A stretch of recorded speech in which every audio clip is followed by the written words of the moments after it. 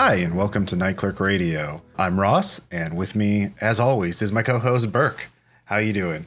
Oh, I'm good, Ross. I'm tentatively excited to talk about stuff today, but oof. Yes, today's topic is going to be Vaporwave and Hyperreality, and a bit about culture jamming, too, because I think that's important. So this is a topic episode, like our hauntology. We're going to get into theory and Baudrillard. Oh, nailed it. Yeah. And you're bringing a bit of Umberto Eco in this, aren't you? I am, yeah. So I think the important thing is we're going to be talking about a little, obviously, to define what is hyperreality, but this is not an explainer about the philosophical concept, but sort of more of like how does hyperreality relate to vaporwave as a genre of music, as a movement, as a brand. Vaporwave is a brand without a corporation, if you really think about it. No, I don't like that. Well, I mean, that's the most subversive thing, is to subsume the form of the corporation but make it available for everyone. I don't know. Maybe I'm just doing some spin for Vaporwave. It's fine. I allow it. We're out here in the desert of the real, and we're just trying to make sense of this all. So before we get into Vaporwave and Vaporwave's connection to hyperreality, what is hyperreality? Hyperreality is a theory written by Jean Baudrillard, most famously in his book Simulacra and Simulation. But, it also shows up in many of his other works, and as he sort of expounded and expanded upon this idea, particularly America, which is a book of essays and reflections as Baudrillard went on a road trip across America. Also, there are some essays about the Gulf War, the first Gulf War, the 90s one, the Vaporwave Gulf War, which is the Gulf War will not happen, the Gulf War is not happening, and the Gulf War did not happen. So hyperreality is essentially, there's a quote from an essay about culture jamming that sort of formulates it pretty well. This notion that we inhabit a hyperreality, a hall of media mirrors in which reality has been lost in an infinity of reflections. We quote unquote experience events, first and foremost as electronic reproductions of rumored phenomena many times removed. He maintains originals invariably compared to their digitally enhanced representations inevitably fall short. In the desert of the real, mirages outnumber the oases and are more alluring to the thirsty eye. Moreover, signs that once pointed towards distant realities now refer only to themselves. Disneyland's Main Street, USA, which depicts the sort of idyllic turn-of-the-century burg that only exists in Norman Rockwell paintings and MGM backlots, is a textbook example of self-referential simulation, a painstaking replica of something that never was. These would be the successive phases of the image, writes Baudrillard, betraying an almost necrophilic relish as he contemplates the decomposition of culturally defined reality. The image is the reflection of a basic reality. It masks and perverts a basic reality. It masks the absence of a basic reality. It bears no relation to any reality whatever. It is its own pure simulacrum. So simulacrum is obviously just like an imitation, a clone, a homunculus. And I learned that word by playing Dungeons and Dragons because it's a wizard spell. Hey, you know what? However the words get in your brain is valid. Broadly speaking, I always think of hyperreality, as you just read in that very nice quote, is all the ways in which media makes us unable to distinguish real from a created real. So obviously, we'll get into it in a bit. Obviously, the connections to Vaporwave are very clear. But I actually found this a hard episode to talk about because I think conceptually, when you just say it, inability to distinguish reality from simulation totally makes sense in a culture that is raised on advertising, right? Like that's capitalist advertising. The whole goal, I always say, is this hyper-optimized machine designed to convince you of wants and needs that don't exist, to drive the purchase of things that do not matter, to impress people that do not care about you. It's all like a constructed reality. And I think Baudrillard was real into that. He was a real into semiotics, I think was his primary field of study, which is signs and symbols, how we use them and how we interpret them, particularly in media. And the way I was just thinking, the way that just is in every aspect of like modern society actually makes it hard to like pick and choose what are the most interesting things to talk about as examples of the hyperreal before moving to Vaporwave. Well, to go back to Disneyland, I mean, I think is one that is totally just as valid because was his sort of major example. And it's still around even in our, COVID world. Basically, Baudrillard said Disneyland is better than Europe because even though it's imitating Europe because it has castles and all these sort of symbolic things, it's better than Europe because the food is better. You can walk easily from France to Germany land, etc. So it's a simulation of Europe, but it's now better than the reality of Europe. That's hyperreality. So if people who go to American tourists who go to Disneyland and into Europe are going to be disappointed, right? Because there's going to be rude waiters. There's going to be dealing with dirty streets. Language barriers, exactly. You know, it's like cruise ships are hyperreality for actually travel. You're technically traveling, but you're still in a shopping mall / hotel. / casino. Yeah, / casino, exactly. So those are sort of the most obvious examples, but it's everywhere now. Like Baudrillard put this whole idea that, you know, we would live eventually in a society where this is back in the, you know, early 80s, where the people sitting next to you on the bus or on the street or whatever are going to be living in an entirely different reality. Boy, that's true, ain't it? Yeah. That, as the kids say, hits different in 2021. The pure atomization of like culture and society is so devastating. And they called it like 30 years ago. We didn't listen. Yeah. One of the things I did for preparation in this episode was watch this philosopher, Rick Roderick, who has these long essays, these video recorded essays or lectures, teaching philosophical concepts. And he's sort of famous because these were distributed as teaching material. And his thing on Baudrillard ends with like, well, I hope he basically is the sentiment is like, I hope it doesn't happen.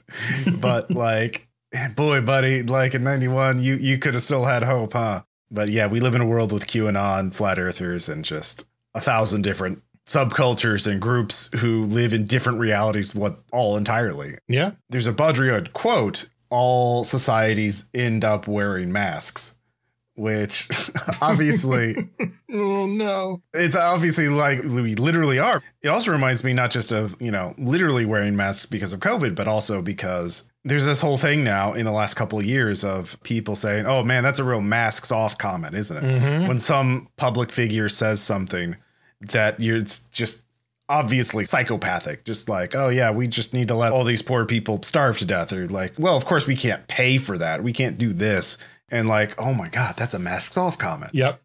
People are recognizing now that there are masks. Yeah. When I mentioned we were doing this episode to Caleb, he said, boy, oof, you're like egging him on reading old Cassandra prophecies, aren't you? I was like, yeah. Yeah, that's a good way of putting it. Because, man, it does just apply to everything. So your masks off different realities, sticking along that lines. Just think about how even like basic stuff that most people don't have like a real strong sense of. I say like real friends versus internet friends with the rise of like parasocial stuff and just, you know, I have 1,000 friends on Facebook. Yeah. Or I have followers on Twitter. Yeah. And just these interactions of just no idea, like real meaningful interpersonal interaction is being lost. And then what interaction you do is more and more just influenced by what people see in media, to like the point where like fake media relationships have overtaken actual interpersonal relationships in terms of how everybody's supposed to act. I don't know. Like, yeah, like stans. Yeah. Which is a portmanteau of stalker and fan. And those are people who are, I stand for this celebrity. I stand for this person because it's just a thing now. Yeah. Or the era of sitcoms where it was always like, oh, friends just shit on each other all the time. And it's like, no, that's not real human interaction. I would never hang out with a group of people. That negative. Yeah. That toxic. Yeah. Yeah. Like, it's so, I don't know. It's a little off topic, I know, but I was just thinking about like, I don't think it is though, because I think you can pick almost anything and it's just been completely perverted by media exposure. Sure. Because the media informs everything what we do. And one of Baudrillard's major point was that we live in this postmodern society. Visual images from the media are an expression of personal identity. You are what you buy. Consumerism as an expression of identity. It's a response to fragmentation of society. He compares this to like the industrial modern, the pre-modern society, where pre-modern was obviously symbolic ritual mythology, and the early modern, or the I forgot the exact term. It's basically like the medieval and going into like up until the Industrial Revolution, and that sort of era where it was about productivity and commodity value and that kind of thing. He is lucky he died before the MCU and the Star Wars revival. Yeah. There is a quote, you know, you mentioned when we were beginning this episode that one of the Easter eggs in the original Matrix movie is Keanu Reeves' character as a computer hacker, has a copy of Simulacra and Simulation in his apartment, and he hides contraband in it. Mm-hmm. And so the Wachowskis actually asked Baudrillard, would you like to be in the sequels? And he famously said, no, The Matrix is the kind of movie that The Matrix would produce itself. So I was like, well, yeah, kind of would have. You're not wrong. Yeah. And then like the whole red pilling thing as slang for now accepting your reality and placing my own in it. So he's considered a pretty pessimistic thinker. Oh, yeah. I love angry Baudrillard quotes. Yeah. The best. He's so cantankerous. I love it. Mm-hmm. Yeah. The book America is really good if you want pithy quotes. You know, you mentioned how he hated advertising. Mm-hmm. One of the things he also hates is jogging. He called it like demonstrative form of suicide to expel all your energy just to show that you could. Like you just didn't. That's so funny because, the other book you read Simulacra and Simulation in America. And I read that plus Travels in Hyperreality, or also known as sometimes Faith and Fakes, I think was its original release title, by Umberto Eco. And he also has an essay about sports and how dumb sports are. He has this whole thing about, no political movement seems to be as important as that, which gets people to occupy the football field every Sunday. And then he writes this whole big thing about how sports is advertised as healthy, but the majority of interaction with sports is watching sports and eating snacks, which is decidedly the opposite of all of that. It's just also interesting that he was like, man, sports are real dumb. Not related to this, but I think Chomsky also has some great quotes about sports. Of how much he's just sitting there at a football game one day in high school, and he's like, why do I give a shit about any of this? I just happen to go to the same school as these people. Yeah. Why do I care about this? Interestingly, though, I think Baudrillard would actually be more into sports as a ritual because he was sort of a romantic. He thought the solution was to go back to sort of a pre-modern thing viewpoint, which was the whole point was to waste energy in art and dance and ritual and sacrifice as a way to create meaning rather than what we have now, to go back to the real in a sense. Mm-hmm. I mean, we could go on and on about Baudrillard and how it relates to today, but specifically, how does it relate to Vaporwave? Yes. Is sort of the major goal for this. And my sort of theory is, I really wasn't joking when I'm saying Vaporwave is a brand without a corporation, because Vaporwave is kind of like Disneyland in that they're both hyper-real creations. Disneyland is sort of the idealization of the Disney as a brand of their movies, of their product. Mm-hmm. Vaporwave is idealization of the comfort and alienation of the post-Cold War / pre-9/11 Western society. Disneyland is a top-down engineered product from a corporation, but Vaporwave is a bottom-up form of culture jamming. Mm. It's kind of like this artistic play and sort of waste. So it's closer to what Baudrillard would want, I think. Both are simulations of a brand, and both are better than what they simulate, because Vaporwave is better than the actual end of history neoliberal 90s life was actually like. It was actually... There are a lot of things about the 80s and 90s that weren't cool, it turns out. Vaporwave as a distillation of this sort of idea, but it's free and it's open. Anybody can make a Vaporwave album. Anyone can ascribe to it. There's no patenting. There's no licensing. It's just this movement. So I think, but yeah, it goes into culture jamming, which I think you were reading up more on that than I was, but. Maybe. I think I got so interested in the hyperreal stuff that it almost might be worth making culture jamming its own episode in the future. Okay. I think it's interesting enough that it could be its own topic. No, for sure. We actually have touched on culture jamming before in Hauntology, because the term comes from Negative Land, one of the Plunderphonic bands, when we were talking about Plunderphonics, actually. I mean, that's the thing. The major difference between Vaporwave and Disneyland is the top down versus bottom up thing. Like Vaporwave, people are trying to monetize, and there are some artists who are making a living from it. And there's a couple of people who make art and t-shirts and shit like that, like vapor95.com. But it's not like a brand like the MCU is. It's not like. No. 1 hour of Disneyland's profits in a normal year would be equal to all the money that Vaporwave has ever made anyone. If any. Yeah, exactly. We can talk about that in a second, because there's some interesting thoughts I was going to wrap up with about sort of Vaporwave merchandise and stuff. But I totally agree. I really like your framing of top down versus bottom up, like an imposed simulacrum versus a chosen one, because I agree that the obvious target is nostalgia. Right. It is by definition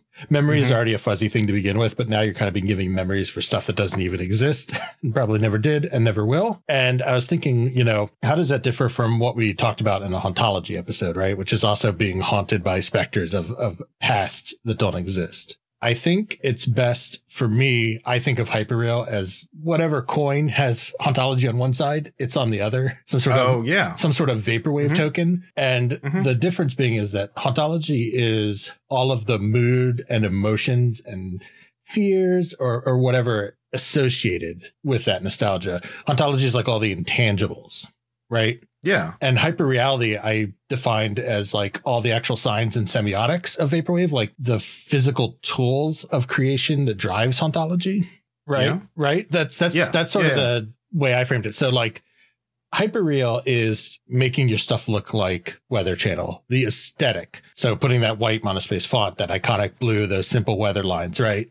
Not just making it look like it, making it better than the Weather Channel ever was. Yeah, exactly. So so now you have a Weather Channel. That's exactly it. That was my next step, is you take all those elements, you bring them into the modern. So they're in HD, they're vibrant, they don't have all of the artifacting and static and lo-fi qualities. And then you pump that out to people, and then that induces all of the hauntology emotions, etc., associated with that nostalgia. I don't know. Yeah. You know what? I actually didn't really think about hyperreality in relation to hauntology. And that's an obvious thing, like in retrospect. I think it's all of the ways. Yeah, it's all the ways that the aesthetic improves upon what it's trying to make you remember, right? So the other like examples in Mallsoft, a lot of Mallsoft album covers, or Corporate Wave even, which I also argue are like opposites of the same thing. Is always like an unrealistically clean and empty mall. Like, hey, wasn't shopping awesome in this mall? Like, no, all your memories of shopping are Christmas in the 90s before Amazon and extensive online shopping. And you had to go to a place and push through crowds of people. It's nothing like the actual depiction of Mallsoft. Yeah. Mallsoft is better than the actual experience. Exactly. Yeah. Interesting. Baudrillard did have a quote about music. Music, commercial breaks, news flashes, advertising, etc. There's no alternative but to fill the screen. Otherwise, there would be an irredeemable void. He was like, yep, exactly like Mallsoft. You can't have silence. Yep. You got to pump noise in. Otherwise, you'd be reminded that you're just alone shopping. But music gives you a friend. Taking this idea of thinking about hauntology and how it relates to hyperreality. So I think Vaporwave is obviously very hyper real, but I think part of the drive to create Vaporwave are people who are like there, because, like I've said before, Vaporwave is sort of this duality between comfort and anxiety. And I think it's created by people who are like the pre 9/11 life, the world culture is still sort of idealized. Like that's what we want, or that's what obviously our corporate overlords would want. They want a world where things are just running smoothly. There's no such thing as terrorists to discount things. I mean, obviously the military industrial complex wants terrorists to have something to justify all these missiles, but we still, even after 9/11, one of the government's responses was like, oh yeah, go back shopping. Shopping is patriotic. So Vaporwave is sort of like, again, this sort of meditation, this sort of like trying to process these two alternating modes of thought and coming up with this sort of final product that is both of these. You listen to it and you're comforted, and sort of like but it's still like recognizing your anxiety and alienation. Yeah. And 20 years later, not much has changed, right? Engage with the economy to get your problems. You have go back to advertising. You have during the Super Bowl that you have DoorDash, who loves to rip off restaurants, telling you to support local restaurants in their advertising. Like, just go shopping, man. It'll be fine. Yeah. It's just not much has changed. I just was thinking about that.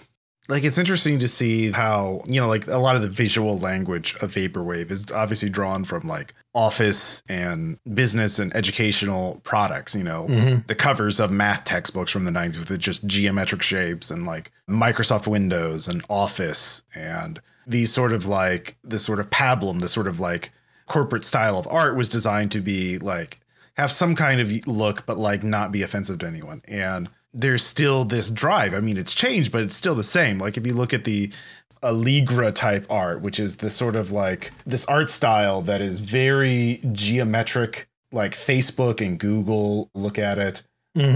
Yeah, it's here. I'll send you a link. Okay. But you'll instantly recognize it. This kind of style is everywhere now. And like people have blue skin and they have very small heads and very like long limbs. Interesting. Yeah. I watched a little video about it that sort of explained this art style and like now I can't not see it. And so it's like just an evolution of the same style. So like corporations are still in love with those same agendas, those same like design goals, which is don't offend anybody, present everybody as happy and productive. Don't remind anybody about anything from actual history or culture or anything like else. It's meant to be universal so that you can use it in Europe, in Asia, in America, and nobody is going to do anything about it. This is going on the show notes list. Yeah, exactly. This is just take things and just make them devoid of context.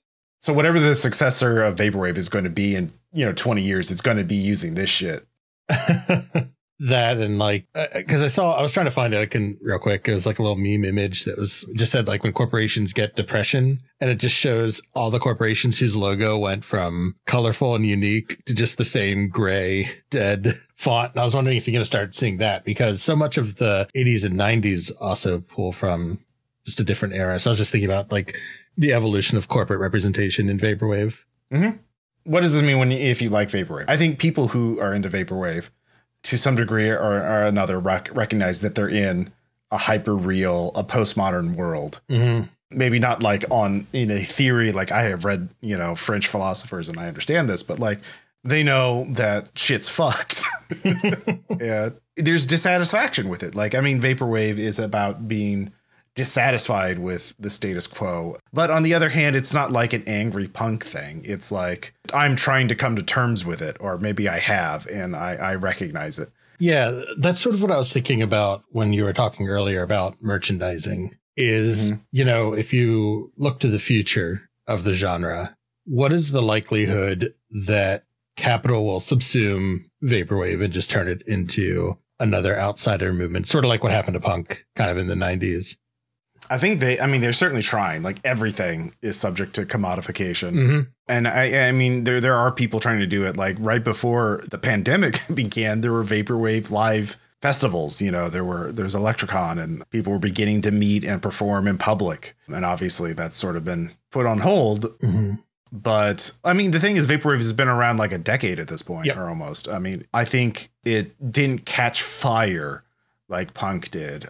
So it occupies this weird space where Vaporwave is still going strong. People are still putting out great albums and interesting music and art and that kind of thing. But it's not spreading virally. It's just this sort of stable subculture. I don't think it'll be commodified like punk ever was. I mean, the opportunity for that is sort of gone. I mean, like you kind of had to like hit the ground running. That's sort of my impression. I think I largely agree. I think saying it's been around 10 years is maybe not the best defense, only because it took a while. It took 20 or 30 years for punk to really get fully absorbed. Okay. From like the 70s to the late 90s. I mean, that's fair. But it's starting to happen. But I think that those processes are accelerated now. So you're probably maybe still correct. And I think if you had the best chance of it happening would have been probably 5 years ago, right? When it really got close to just kind of being this empty meme, which is one of the things we kind of always push back on the show is that was a phase, Mom.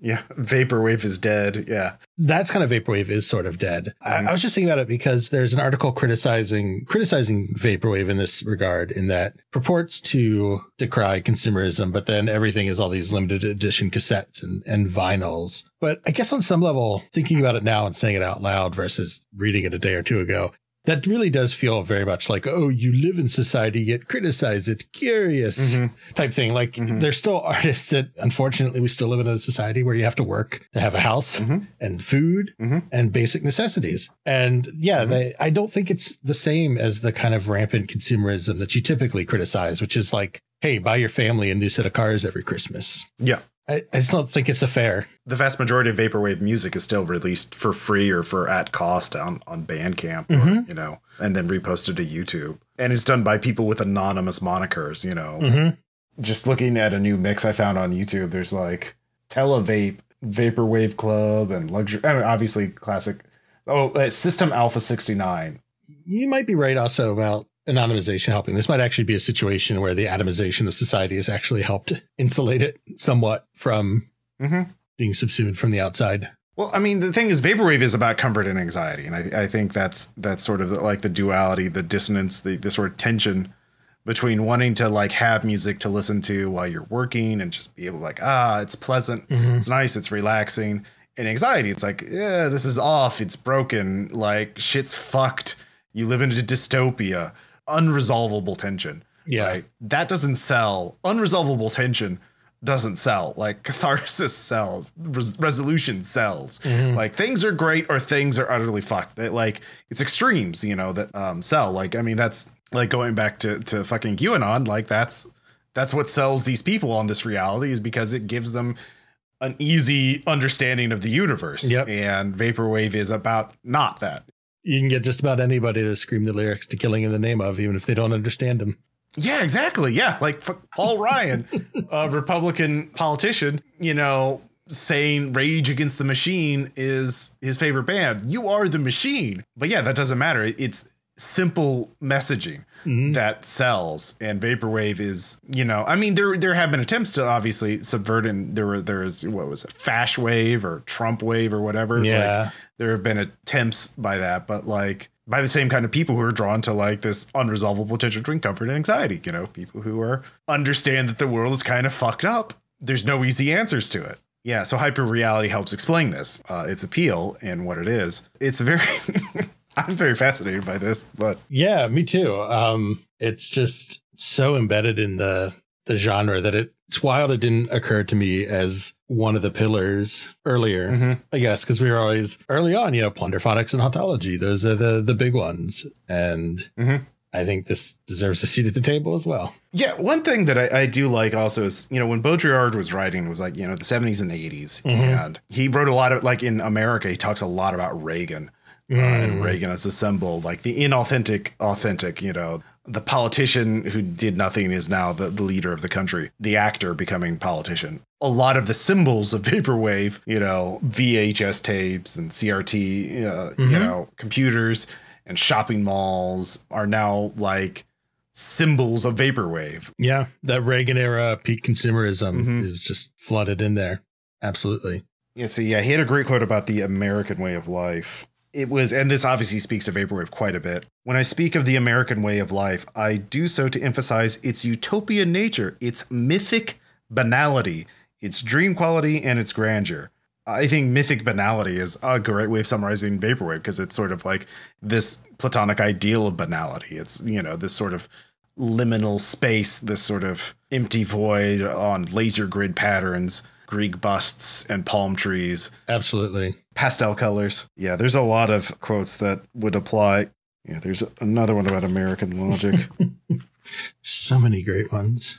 Okay, so yeah, when Paul Getty gathers Rembrandt's Impressionists and Greek statues together in a Pompeian villa on the Pacific coast, he's following American logic, the pure Baroque logic of Disneyland. He is being original. It is a magnificent stroke of cynicism, naivety, kitsch, and unintended humor. Something astonishing in its nonsensicality. Now, the disappearance of aesthetics and the higher values in kitsch and hyperreality is fascinating, as is the disappearance of history and the real in the televisual. It is in this unfettered pragmatics of value that we should find some pleasure. If you simply remain fixated on the familiar canon of high culture, you miss the essential point, which is precisely the inessential. So yeah, I mean, he talks a lot about how America's naive, how we're really into kitsch as well. So obviously all this feeding back into ideas about Vaporwave, but California and Reagan sort of precede Vaporwave and kind of like, oh, well, yeah, of course that would make sense. We would do this as a sort of a bottom-up reaction to the continued hyper-realization of the world.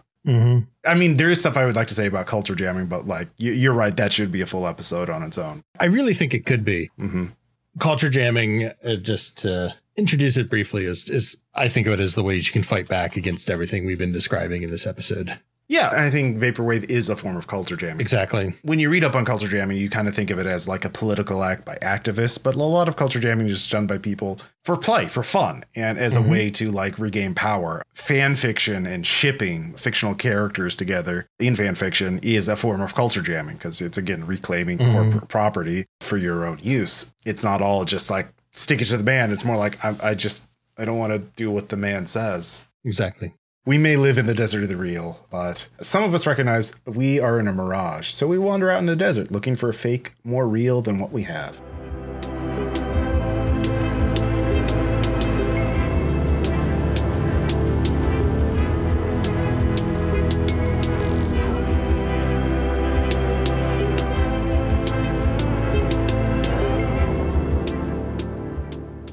Thanks for listening to this episode. I had a lot of fun. Well, mostly a lot of fun. Again, comfort and anxiety. You know, it's been a year since I've read up on Baudrillard, and God, he knew it. He knew what was coming. Nailed it. Profit. Mm-hmm. But our next episode, we're going to go back to music.